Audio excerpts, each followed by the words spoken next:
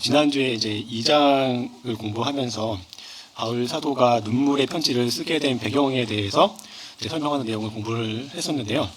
이 3장에 넘어와서는 바울 사도가 이제 이 고린도 교회에 대해서 어떤 고린도 교회의 회복에 대한 어떤 기대감을 가지고 있었던 것 같습니다. 그래서 그리스도인이 새 언약의 일꾼이 되었다라는 것을 이제 설명하면서 이 3장을 이제 시작하고 있고요. 이 3장에서 이제 특별히 이제 다루고 있는 내용 중에는 바울의 사도권에 대한 그런 문제도 다루고 있고요. 또 바울은 이제 고린도 교회의 성도들이 자신의 이 편지를 통해서 그들의 신앙이 더욱 견고해질 수 있기를 바랬던 것 같습니다.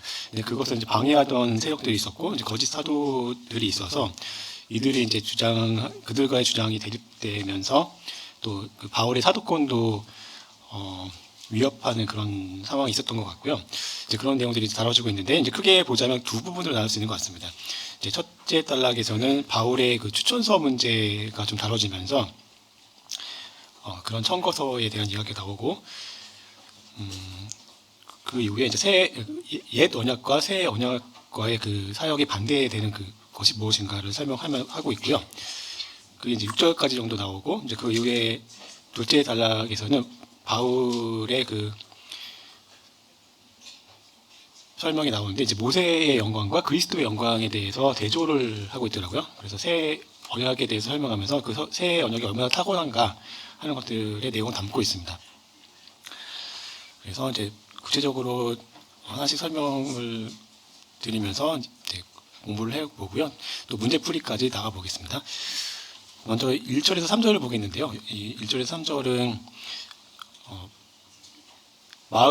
마음판에 이제 새겨진 그리스도의 편지라는 그런 주제를 담고 있거든요.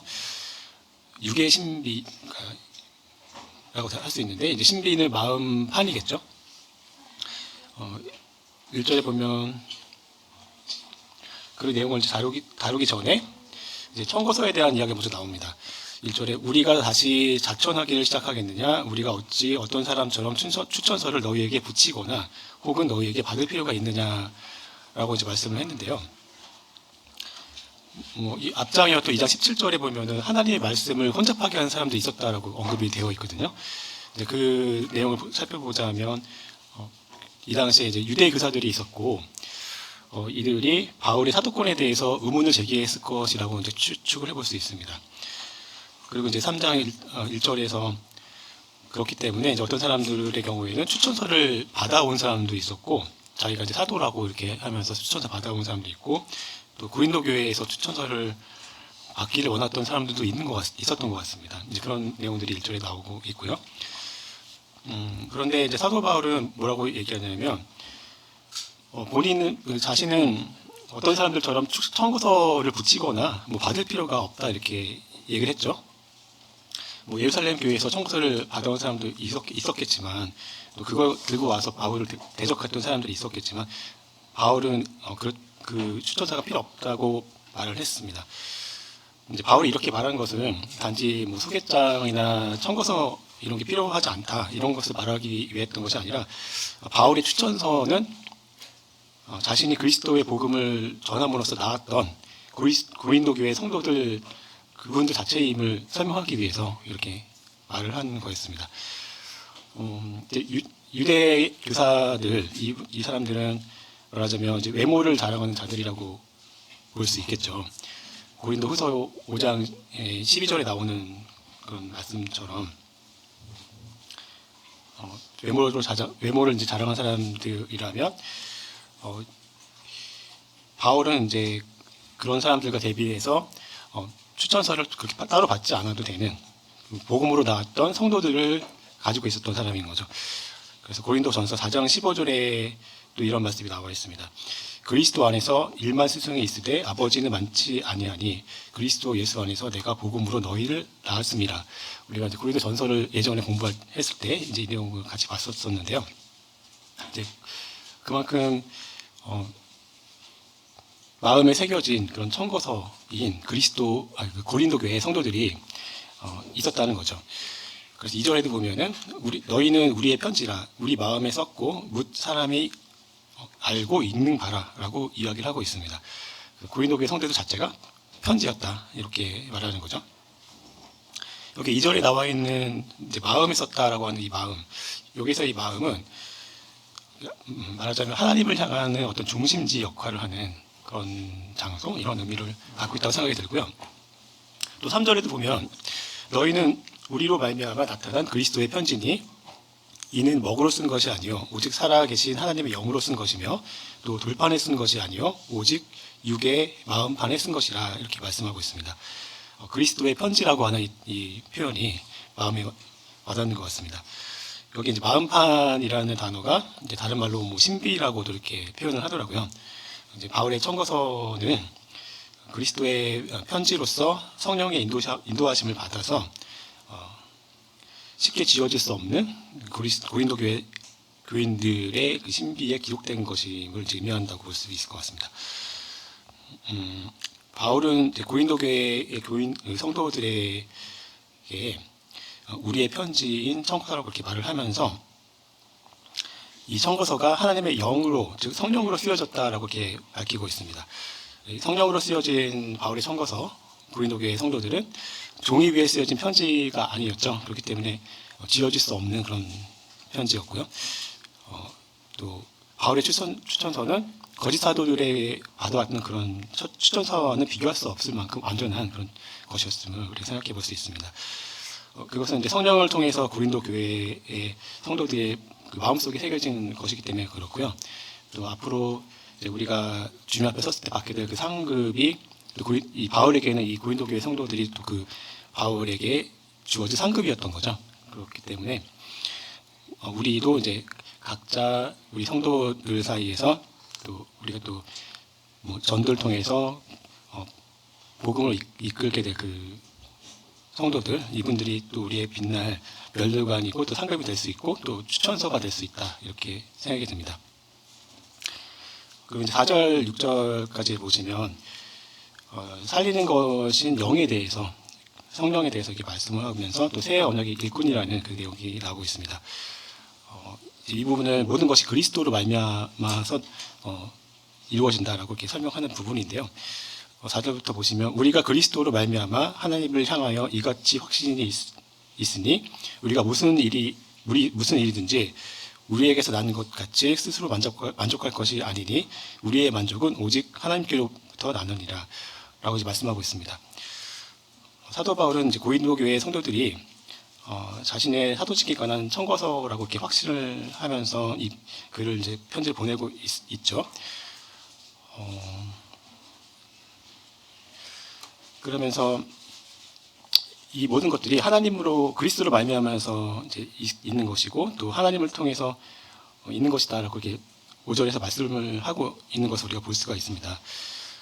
따라서 우리가 가지고 있는 어떤 것들이 많이 있겠죠. 우리가 소유하고 있는 것들, 또 우리가 성취하고 하고 있는 일들이 있고 또 주님 앞에서 어떤 일꾼으로서 역할들을 하고 계신데 그런 일들을 함에 있어서 우리 스스로가 주님의 일이나 어떤 직분을 감당할 수 있다고 믿는다면은 그것은 이제 어리석은 일이 될 것입니다.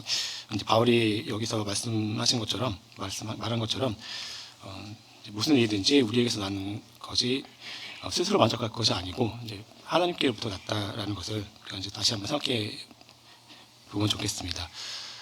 로마서 11장 36절에 보면 이제 만사가 주님께로부터 나온다는 말씀이 나오는데요.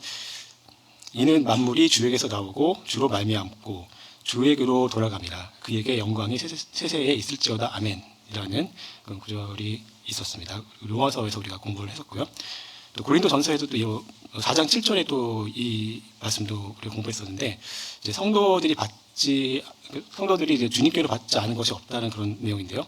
고린도전서 4장 7절에 보면은 누가 너를 남달리 구별하였느냐 내게 있는 것 중에 받지 아니한 것이 무엇이냐 내가 받았은즉 어찌하여 받지 않은 것 같이 자랑하느냐라는 그런 말씀이 나와 있습니다. 그래서 이 고린도후서 3장 4, 5절 통해서 우리의 만족이 하나님께로부터 난다는 것을 다시 한번 생각해 보는 시간이 됐으면 하고요. 다음으로 넘어가서 6절에 보시면 이제 새 언약의 일꾼이라는 표현이 나오죠. 이제 3장의 주제에 얻고라고 생각이 드는데요. 6절을 보시면 그가 또한 우리를 새 언약의 일꾼 되기에 만족하게 하셨으니 율법 조문으로 하지 아니하고 오직 영으로 함이니 율법 조문은 죽이는 것이요 영은 살리는 것이라 라고 말씀했습니다. 여기 보면 이제 새 언약이라는 표현이 등장했죠. 이 새 언약은 시내산에서 모세를 통해서 주어진 옛 언약이 있었잖아요. 그것과 이제 대비되는 표현이라고 보실 수 있고요. 모세가 시내산에서 받았던 그 옛 언약과는 완전히 다른 것을 말합니다. 예수 그리스도를 통해서 세워진 이 언약이 바로 새 언약이 되겠습니다. 바울은 이제 자신이 전파하는 그리스도의 복음을 구약 시대의 그 율법과 이제 비교를 여기서 하고 있다고 생각이 들고요. 이제 새 언약이라는 표현을 한 것을 보면은 바울을 포함해서 우리 그리스도인들은 새 언약의 일꾼이 되었다는 것을 이제 강조하고 있다고 우리가 볼 수가 있고요. 바울은 그 율법의 조문이 죽이는 것이라고 이렇게 표현을 하면서 영은 살리는 것이다 이렇게 말을 했죠. 율법과 복음의 근본적인 어떤 그 차이점 이것을 설명해주고 있습니다. 예수 그리스도의 십자가의 죽음과 부활의 그 구속 사역에 근거한 새 언약과 이제 죽을 수밖에 없는 죄인 이것은 이제 대비시키면서 우리 죽을 수밖에 없던 그 죄인을 구원하는 그 능력이 바로 이 새 언약에 있음을 다시 한번 이제 볼 수가 있고요. 관련 구절로는 히브리서 12장 24절을 보실 수가 있을 것 같습니다. 새 언약의 중보자이신 그리스도에 대해서 나와 있는데요. 히브리서 12장 24절에 보시면 새 언약의 중보자이신 예수와 및 아벨의 피보다 더 나은 것을 말하는 뿌린 피니라라고 이제 말씀하면서 이제 새 언약이 이제 나와 있고 이 새 언약을 다른 말로 하면 신약이죠. 그래서 우리가 신약 성경이라는 표현이 여기서 나온 거고 또 이 3장에 보면은 구약이라는 표도 나옵니다. 그래서 구약이 이제 올드 테스트먼트라고 하는 그 옛 언약을 표현한 말이 되겠습니다. 또 고린도전서 11장 25절에도 전에 이제 우리가 고린도전서를 나갈 때 같이 봤던 말씀이지만 그리스도께서 세우신 피의 언약에 대한 그런 표현도 나와 있습니다. 고린도전서 11장 25절에 보시면 식후에 또한 그와 같이 잔을 가지시고 이르시되 이 잔은 내 피로 세운 새 언약이니 이것을 행하여 마실 때마다 나를 기념하라 하셨으니 라고 되어 있습니다. 그래서 이제 새 언약이 신약 곳곳에 나와 있고 이제 신약이 여기서 이제 나온 말이죠. 신약이라는 말이 여기서 나온 거죠. 그 다음에 7절에서 11절까지 이 성령에 의해서 주어지는 이 직분에 대해서 자세하게 이제 설명을 해주고 있는데요. 율법의 조문, 즉 율법은 이제 죽게 하는 직분을 갖고 있고 반대로 영광스러운 영의 직분이 있다라고 이제 표현을 해주고 있습니다. 7절부터 잠깐 보면요. 돌에 써서 새긴 죽게 하는 율법의 조문의 직분도 영광에 있어 이스라엘 자손들은 모세의 얼굴에 없어질 영광 때문에도 그 얼굴을 주목하지 못하였거든. 하물며 영의 직분은 더욱 영광이 있지 아니하겠느냐? 정죄의 직분도 영광이 있은즉 의의 직분은 영광이 더욱 넘치리라. 영광되었던 것이 더 큰 영광으로 말미암아 이의 영광이 될 것이 없으나 이렇게 나와 있습니다. 7절에 보시면 그 돌에 새겼다라고 되어 있죠. 돌에 새긴 율법 조문이 나오는데요. 시내산에서 모세가 이제 하나님을 뵙고 그 율법이 새겨진 그 돌판을 가지고 내려오게 되는데요. 여기에 이제 옛 언약의 말씀이 적혀 있고 육적 이스라엘에 대한 그런 말씀이 이제 그 돌에 새긴 것이었다면은 이것은 이제 형식적인 어떤 율법 조문이 되겠고요. 또 임시적인 것이었다라고 볼 수 있습니다. 하지만 이제 새 언약은 영원한 것으로서 영원한 그 새 언약이 이 돌에 새겨진 그 언약과 이제 대조가 되고 있다 이렇게 볼 수 있겠습니다. 바울은 이제 영의 직분의 영광이 돌에 써서 새긴 그 죽게 하는 그 율법 조문의 직분의 영광보다 훨씬 더 우월한 것이다 이렇게 설명을 하고 있음을 볼 수가 있고요. 이제 여기 보면 이제 모세가 출애굽할 때 시내산에 가서 이제 하나님을 뵙고 왔을 때 대면함으로 인해서 그 얼굴에 광채가 났다라고 했었죠. 이제 출애굽기 34장 29절에 그 내용이 나오는데요. 모세가 그 증거의 두 판을 모세의 손에 들고 시내산에서 내려오니 그 산에서 내려올 때 모세는 자기가 여호와와 말하였으므로 말미암아 얼굴 피부에 광채가 나나 깨닫지 못하였더라 이렇게 되어 있죠.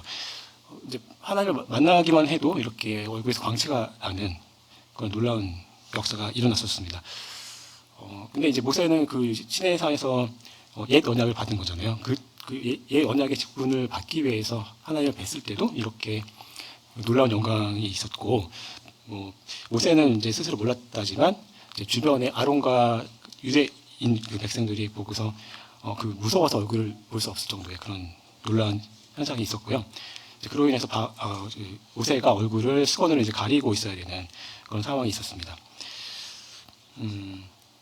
그런데 이제 그거와 대비되는 새로운 언약에서는 율법 외에 이제 나타난 의가 있고 그 의를 전하는 그 말씀이 로마서 이제 3장 21절에 나오는데 이제는 율법 외에 하나님의 한 의가 나타났으니 율법과 선지자들에게 증거를 받는 것이라 이렇게 나와 있죠. 그래서 이 10절까지의 말씀은 시내산에서 모세가 받았던 그 옛 언약의 직분의 영광과 그것이 이제 그것도 영광이 있었다는 거죠. 그런데 더 큰 영광이 기다리고 있다라는 것을 말씀해주고 있습니다. 11절에 보시면 없어질 영광으로 말미암았은 즉 길이 있을 것은 더욱 영광 가운데 있느니라 이렇게 말씀하고 있죠.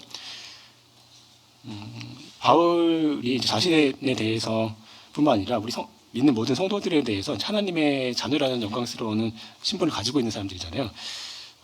이 하나님께로부터 받은 이 신분은 정말 영광스러운 신분이 아닐 수가 없다라는 것을 다시 한번 보게 되고요.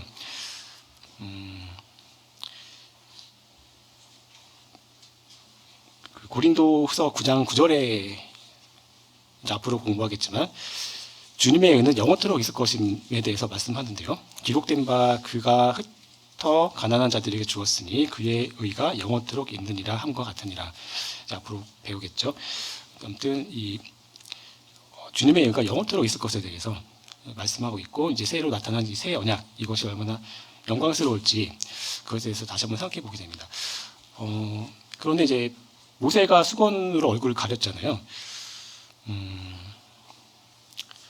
12절에 보면은 우리가 이같이 소망이 있으므로 담대하게 말하노니 우리는 모세가 이스라엘 자손들에게 장차 없어질 것에 결국을 주목하지 못하게 하려고 수건을 그 얼굴에 쓴 것 같이 아니하노라 이렇게 말씀하고 있습니다. 이 말씀의 뜻은 모세가 처음에 자기 얼굴에서 광채가 나는 거 몰랐는데 이제 주변에서 광채가 나는 걸 보고 놀라하고 자기 얼굴에서 광채가 나는 것을 아니까 이제 이게 사라질 것을 또 알았던 거죠. 그래서 얼굴을 수건을 가려놓고 있었던 것에 대해서 말하고 있습니다. 그래서 장차 없어질 것이라고 이렇게 이야기를 하면서 그것이 없어지는 것을 주목받지 못하게 하려고 얼굴을 이렇게 가렸다라고 말씀을 했습니다. 그런데 이제 이렇게 얼굴을 가렸는데요. 이 가려진 것, 즉 영광이 가려진 것은 이제 그들의 마음이 완고해졌음을 또한 표현해 준다고 14절에서 이야기를 하고 있습니다. 14절에 보시면 그들의 마음이 완고하여 오늘까지도 구약을 읽을 때 그 수건이 벗겨지지 아니하고 있으니 그 수건은 그리스도 안에서 없어질 것이라고 말씀하셨습니다. 여기 이제 완고했다라고 하는데 이제 완고하다는 말은 딱딱하게 되었다 이런 뜻이겠죠. 그래서 냉담하고 이제 무표정한 그런 것이 연상이 됩니다. 구약에서의 그 임시적이었던 모세의 율법을 가지고도 그 영광을 보고 그것을 영원한 것을 이렇게 잘못 이해했던 유대인들이었는데요. 그것이 계속 이어졌다고 생각이 듭니다. 이제 수건으로 이제 가려놓고 15절에 보면은 오늘까지 모세의 글을 읽을 때 수건이 그 마음을 덮어둔다 이렇게 말씀하잖아요. 그래서 바울은 모세의 수건이 모세의 글을 읽는 사람들의 마음을 덮었다고 이렇게 표현하고 있고 유대인들은 율법에 대해서 지나치게 그 완고한 입장을 유지하면서 그 마음이 수건으로 이제 덮여져 있는 그래서 그 시야가 메시아에 대한 인식을 갖지 못하는 상태에 있었다라고 볼 수가 있습니다. 그들은 이제 하나님께서 인류를 구원하시기 위해서 그 방법으로 주셨던 메시아의 그 역할에 대해서 전혀 알지 못하고 이제 눈이 가려져 있었던 거죠. 영안이 가려져 있는, 수건으로 덮여져 있는 그런 상태에 놓여 있음을 이 구절을 통해서 이제 알 수가 있습니다. 유대인들의 마음은 그 덮인 수건을 통해서 알 수 있는 것은 이제 불신앙이라는 것을 좀 그것 통해서 알 수가 있고요. 불신앙의 결과로 그들이 이제 주님을 알 수도 없고 깨달을 수 없는 그런 상태에 놓여져 있었던 것입니다. 오히려 그들은 완악하게 되어서 복음을 대적했을 뿐만 아니라 예수 그리스도를 정죄했고 십자가에 못 박아 죽이기까지 했던 것을 이제 보게 됩니다. 하지만 이제 16절에 보면은 이런 말씀이 나오는데, 그러나 언제든지 죽기로 돌아가면 그 수건이 벗겨지리라라고 하는 희망적인 메시지가 나오고 있습니다. 이제 수건을 벗는 길이 있다는 거죠. 이제 이 말씀을 통해서 또 알 수 있는 것은 그 유대인의 그 남겨진 자들이 있음에 대해서 다시 한번 주목해 보게 되고요. 그 로마서 9장 27절에 보면은, 저는 이제 로마서도 나갔었는데요. 또 이사야가 이스라엘에 관하여 외치되 이스라엘 자손들의 수가 비록 바다의 물에 같을지라도 남은 자만 구원을 받으리니라고 하는 구절을 공부했었죠. 그러니까 유대인들이 지금 수건이 가려져 있지만 남은 자들이 있고 그들이 회복될 것이 이제 예정되어 있다는 것을 알 수가 있고요. 이들이 계시록을 통해서도 알 수 있듯이 대화반란의 그 기간을 통해서 주님께 돌아올 것에 대해서 우리가 알 수가 있고요. 근데 여기서는 16절에서는 언제든지 주께로 돌아오기만 하면 된다라고 이렇게 말하고 있습니다. 그래서 지금도 이제 유대인들 중에 예수 그리스도를 영접하고 돌아온 유대인 교회인 사람들도 있죠. 또 유대 이스라엘 가도 또 이스라엘의 아주 극소수이긴 하지만 또 예수 그리스도를 영접한 사람들이 있는 것을 이렇게 소식을 듣고 있습니다. 또 로마서 11장 5절에도 그런즉 이와 같이 지금도 은혜로 택하심을 따라 남은 자가 있느니라라고 또 말씀하고 있습니다. 바울은 유대인들이 이제 실패했는데 이 실패가 그리스도 안에서 벗겨질 것에 대해서 이렇게 말씀을 한 것이고요. 성경이 증거하는 대로 예수 그리스도는 율법을 완전케 하신 분이시고 또 완전하게 하시려고 또 율법의 마침이 되시려고 오신 분이셨다라고 성경에 기록되어 있죠. 예수 그리스도는 성경의 중심이 되시는 분이시고 그 안에 있으면 이제 수건이 벗겨지게 되는 것입니다. 바울은 유대인들이 무지를 이제 벗어날 수 있는 이 길에 대해서 또 유대인들도 이제 그리스도께로 돌아온 길이 남아 있음에 대해서 알려주고 있습니다. 17, 18절에 가시면 영의 자유가 있는 그런 수건을 벗은, 그 앞에서는 수건으로 가려진 유대인들이었다면 그 수건이 가려진 것이 벗어질 것에 대해서 말씀하고 있는데요. 이 수건이 벗겨지게 됐을 때 우리가 주님을 마치 거울 보는 것처럼 볼 것이다, 그런 말씀이 나옵니다. 17절부터 보시면 주는 영이시니 주의 영이 계신 곳에는 자유가 있느니라. 우리가 다 수건을 벗은 얼굴로 거울을 보는 것 같이 주의 영광을 보매 그와 같은 형상으로 변화하여 영광에서 영광에 이르니 곧 주의 영으로 말미암음이니라 라고 말씀하고 있습니다. 그래서 우리가 앞으로 수건을 벗은 얼굴처럼, 그렇게 되면 모세의 얼굴에서 광채가 났던 것처럼 그런 광채가 날 수 있겠죠. 모세가 하나님을 한번 뵙고도 그렇게 광채가 났다면 우리가 이제 영원히 주님을 뵙게 됐을 때 그 영광이 얼마나 클까. 영광에서 영광에 이른다라고 표현했고 그것이 주의 영으로 말미암는다고 이렇게 말씀을 해주고 있습니다. 그리고 주님의 그 영이 그 일을 하실 뿐만 아니라 17절에는 주의 영이 계신 곳에 자유가 있다라고 말씀을 하면서 이제 이 앞쪽에서 1, 2절에서 이제 말씀드렸던 것처럼 유대인 교사들에 의해서 청거조차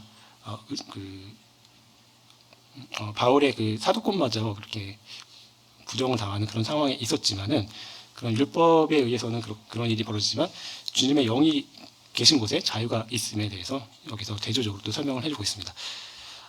여기까지 이제 1절에서 18절까지 자세하게 한번 살펴봤고요. 이제 문제풀이로 넘어가도록 하겠습니다.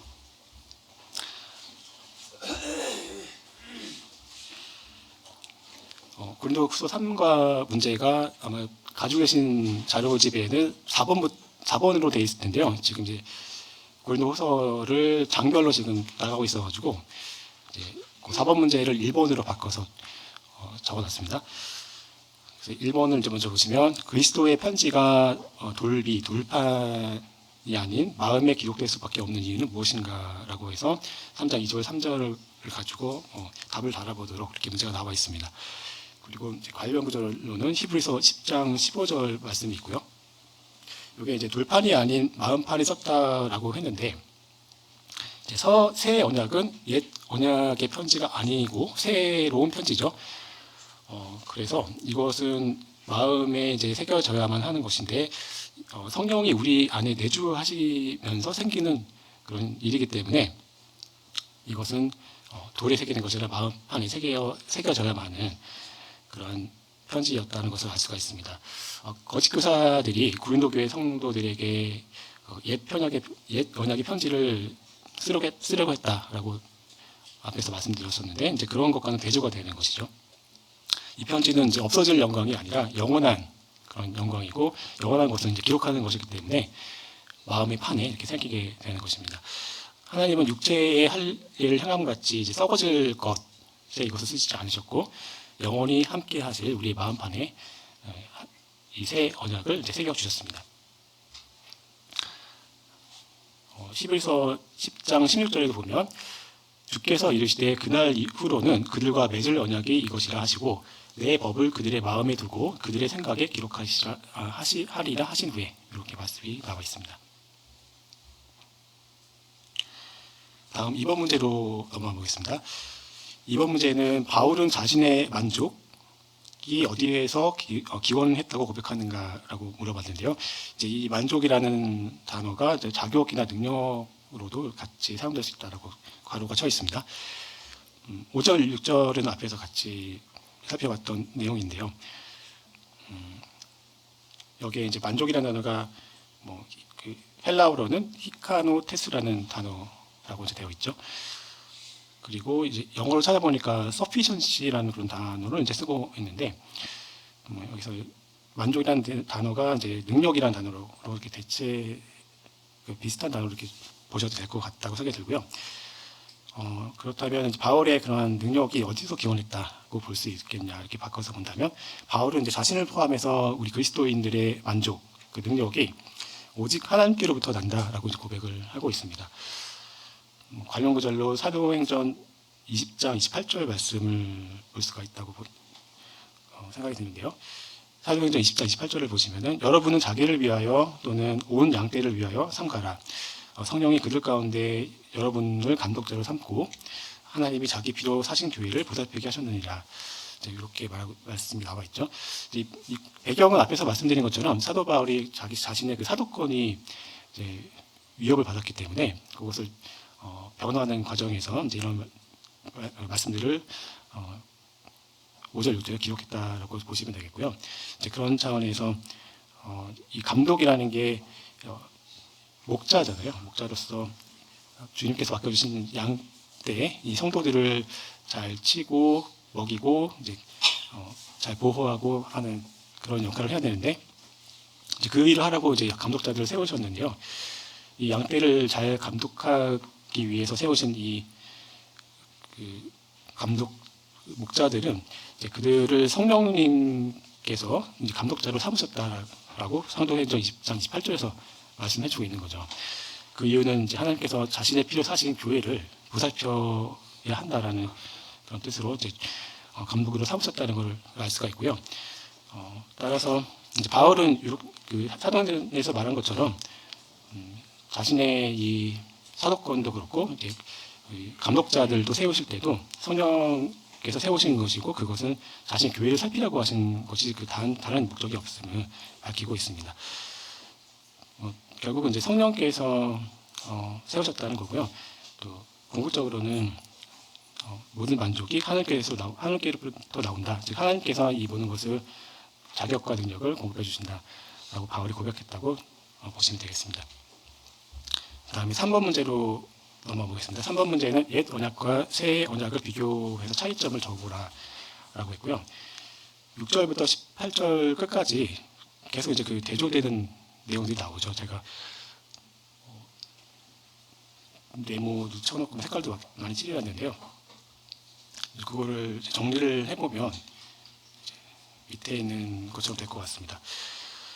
옛 언약은 이제 율법을 의미한다고 말씀드렸었고요. 이제 각 절을 보면은 6절에서는 죽이는 것이라는 표현이 나오고, 또 7절에 돌에 기록되어 된 것이다. 또 9절에는 정죄하는 것이다라고 되어 있고요. 또 11절에는 없어질 영광이다라고 표현을 하고 있습니다. 옛 언약, 즉 구약은 율법인데 이것은 결국은 한때 그 큰 영광이 있었지만 그거보다 더 큰 영광이 올 것이고, 그렇기 때문에 더 큰 영광이 오면은 예전에 있던 영광은 없어진 거나 마찬가지로 된다, 이렇게 말씀해주고 있습니다. 반면에 이제 새 언약은 복음을 말하는데요, 그리스도의 죽음과 부활로 말미암아서 세우신 새로운 언약을 말씀하고 있습니다. 이제 관련 내용들은 이제 6절부터 이렇게 쭉 나오죠. 6절에는 영은 살리는 것이다라고 말씀하고 있고, 또 8절과 11절에는 이 새 언약이 영원한 것이기 때문에 더 큰 영광이 있을 것에 대해서 말씀하고 있고요.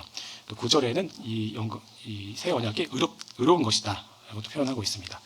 또 17, 18절에도 내용이 나오는데, 17절에는 복음은, 이 새 언약은 우리를 영에 거하게 하는 것이고 또 우리에게 자유를 준다라고 표현했고요. 또 18절에 주님을 알게 하고 주님의 형상을 입게 한다, 즉 영광에서 영광에 이르게 한다, 이렇게 말씀을 하고 있습니다.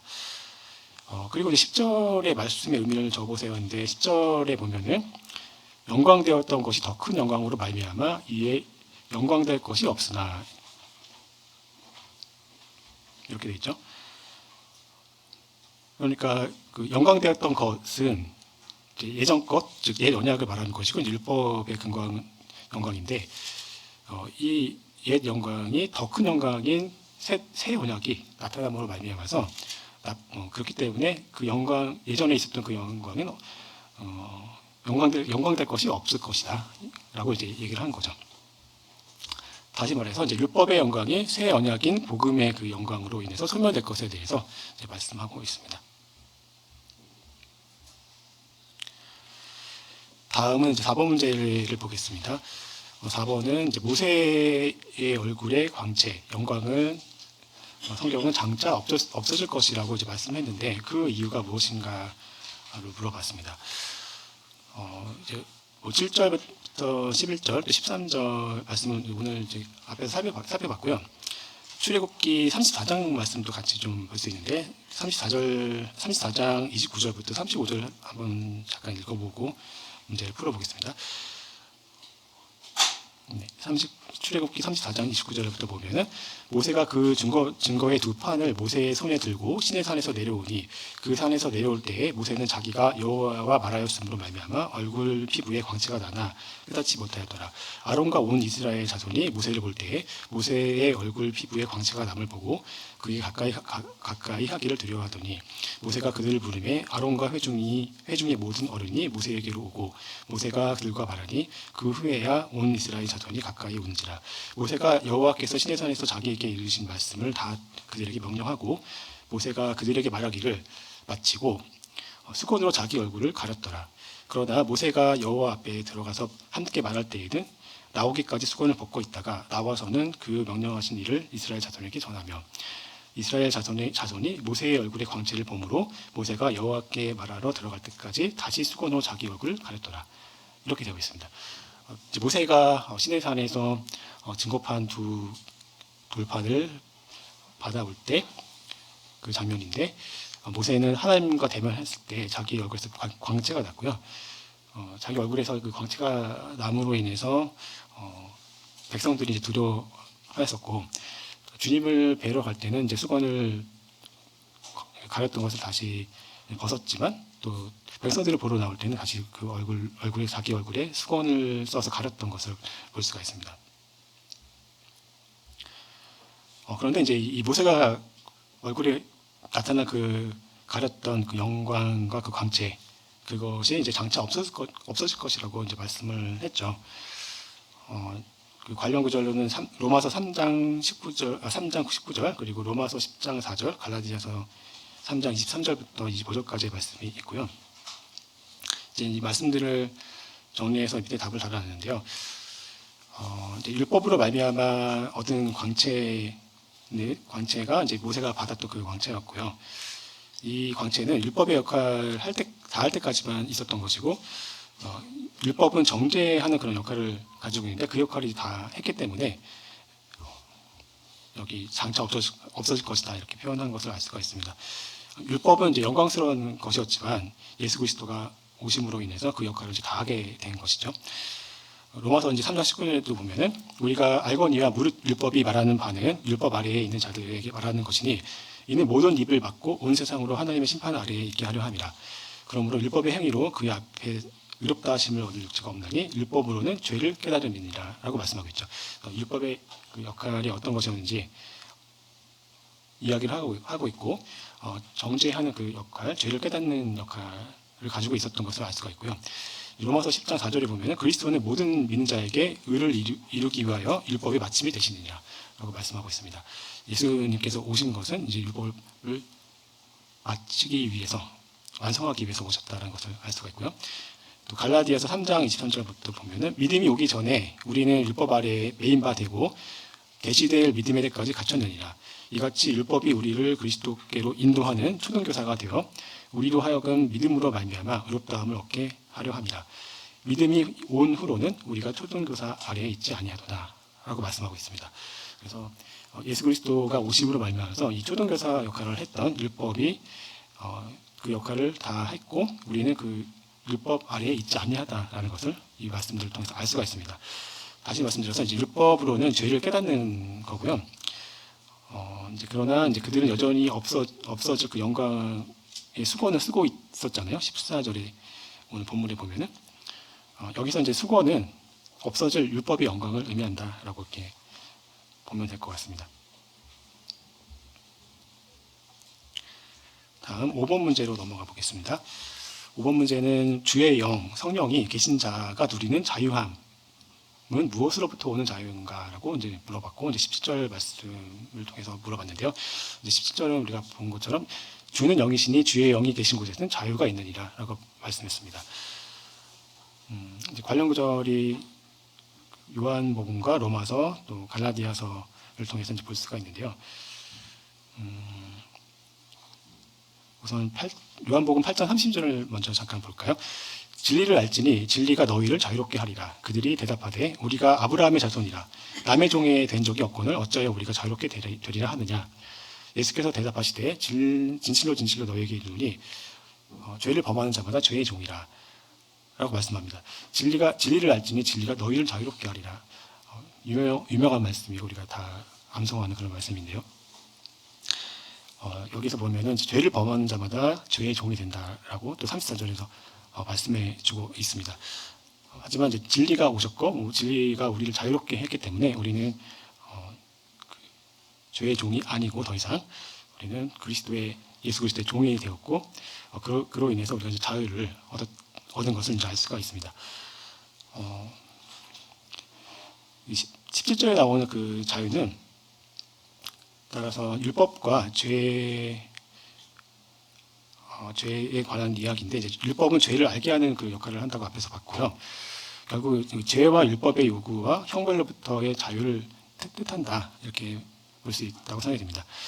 로마서 6장 15절에 보시면 그런즉 어찌하리요 우리가 법 아래에 있지 아니하고 은혜 아래에 있으니 죄를 지으리요 그럴 수 없느니라 하면서 쭉 나오죠. 18절에 보시면 죄로부터 해방되어 의에게 종이 되었느니라 라고 말씀하고 있습니다. 우리는 더 이상 죄의 종이 아니라 의의 종이 되어서 신분이 바뀐 거죠. 또 갈라디아서 5장 1절에도 그리스도께서 우리를 자유롭게 하시려고 자유를 주셨으니 그러므로 굳건하게 서서 다시는 종의 명예를 매지 말라라고 말씀했고요. 이 종은 여기서 이제 율법을 의미하는 것이 되겠습니다. 그래서 주님께서 주신 그 주님의 영의 그 자유 이것을 우리가 누리고 다시 율법으로 돌아가지 않는 것이 이제 중요하다고 생각이 듭니다. 다음 6번 문제로 넘어가겠습니다. 주님의 영광을 못하도록 우리의 마음을 덮고 있는 수건은 무엇인가라고 물어봤습니다. 이 수건을 문제에서는 완고한 고집, 편견, 죄 이런 식으로 이렇게 가로쳐 놓고 있고요. 관련 구절이 꽤 많이 있는데요. 일단 이 문제의 답을 생각해 보자면 이스라엘에게만 얼굴에 수건이 덮여 있는 게 아니라 이제 우리들도 신앙생활을 해 나가면서 어느 순간 때때로 보면 이제 우리 마음을 덮고 있는 수건이 있다고 생각이 듭니다. 그것은 이제 부인할 수 없는 사실이고요. 저를 포함해서 이제 다들 그런 경험들이 있을 텐데, 이제 그 수건을 벗어 던져야 되겠죠. 그런데 그 벗어 던지려면 우리에게 있는 수건이 무엇인지 한번 생각해 보는 시간이 먼저 필요하다고 생각이 들고요. 이스라엘의 잘못된 생각, 그것은 이제 율법에 치중하는 거였는데, 우리도 혹시나 또 구원에 대해서 그 비슷한 잘못된 생각이 있지는 않는지, 물론 이제 구원 받으신 성도님께서 당연히 그런 생각이 없으실 텐데, 그럼에도 불구하고 계속 내가 나의 이제 행위로서 주님 앞에 나섬으로써 그것이 물론 이제 구원받는 건 아니지만 이제 나의 이제 상급과 영광과 관련되어 있긴 하지만 어쨌든 그것을 마치 구원과 연계해서 잘못된 생각을 가질 수 있겠죠. 그래서 그런 것이 문제가 될 수 있을 것이고, 또 하나님과 나 사이에 버려야 할 죄들이 있을 것입니다. 믿음이 필요한데 이제 나는 무조건 이성적으로 이해되는 것을만 믿겠다라든지, 또 잘못된 이제 오류에 빠지는 경우도 있을 수가 있고요. 자신만의 스타일을 고집하는 것도 될 수 있을 것 같고, 또 어떤 고정관념에 빠지는 것도 있을 수가 있다고 생각이 듭니다. 이러한 여러 가지 이제 수건들이 있다면 그것들을 이제 우리가 주님 앞에서 벗어야 되겠고, 또 주님의 영광이 나타나도록 또 자유 안에 우리가 있을 수 있도록 그런 바른 모습으로 다시 돌아와야 하겠습니다. 다음 7번 문제를 보겠습니다. 주님과의 교제를 통하여 성도는 어떻게 변화되며 또한 이러한 변화의 능력은 어디에서 온다고 말씀하는가? 18절에 대해서 이렇게 물어봤습니다. 18절은 보신 것처럼 우리가 다 수건을 벗은 얼굴로 거울을 본 것 같이 주의 영광을 보매 그와 같은 형상으로 변화하여 영광에서 영광에 이르니 곧 주의 영으로 말미암음이라, 이 말씀이었죠. 주의 영으로 말미암아 주님의 형상으로 변화되는 그것이 결국은 우리가 성화되어 가는 과정, 주님을 닮아가는 과정이라고 이제 생각이 듭니다. 그 결과는 결과적으로 영화라고 하는 단계, 주님을 완전히 빼닮은 그 모습으로 주님 앞에 이제 서게 될 텐데요. 그때는 얼굴에 그 수건이 벗겨졌기 때문에 마치 거울을 보면은 완전히 똑같은 얼굴을 볼 수 있잖아요. 나와 완전히 똑같은 얼굴이 거울에 비쳐 있는데 그런 것을 보는 것처럼 주의 영광을 보게 된다. 주님의 영광을 그냥 바로 볼 수가 있는 것이고, 그 주님과 같은 형상으로 변화될 것에 대해서 말씀해주고 있습니다.